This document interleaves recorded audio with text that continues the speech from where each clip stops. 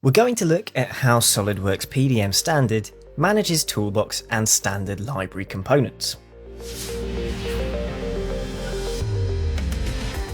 It's a great idea to control and manage your Toolbox and standard library components within SOLIDWORKS PDM, as this eliminates the need for users to store any data on their local drives, which we often find leads to problems with different file sets being open when people have different customized toolboxes.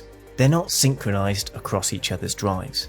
SOLIDWORKS PDM Standard allows us to synchronize those toolbox and standard libraries across all of our users' PCs. So if any changes are made to any standard components, each user then gets that update pushed out to them automatically. Let's look in our local Vault view here. We have our library folder, and we also have our toolbox components stored here. If we look at the administration tool, we can see that PDM is configured to use the toolbox within the Vault.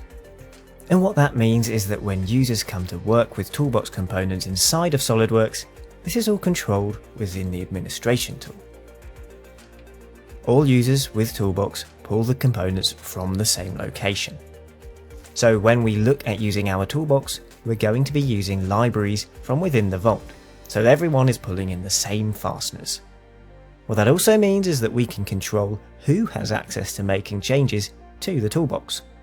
So we're not allowing every user the ability to change different components. Instead, it's changed within a controlled environment. But we also have the ability inside SOLIDWORKS to set up our library components. In here we've got our standard parts, and these components don't have to be cached onto the user's Vault view in order to use them inside of a design. If we take a look inside of our local Vault view, we can see that the files don't actually reside on our machine, but we can still pull them into our design within SOLIDWORKS. What that means is we're not having to cache large datasets for standard components on each user's PC.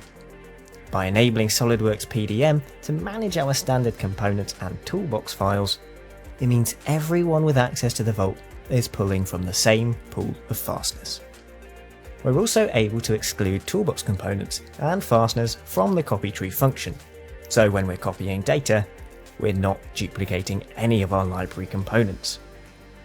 We can see here any files that are within the library folder, and we can exclude them using copy tree, so we're not duplicating fasteners, standard components, and so on.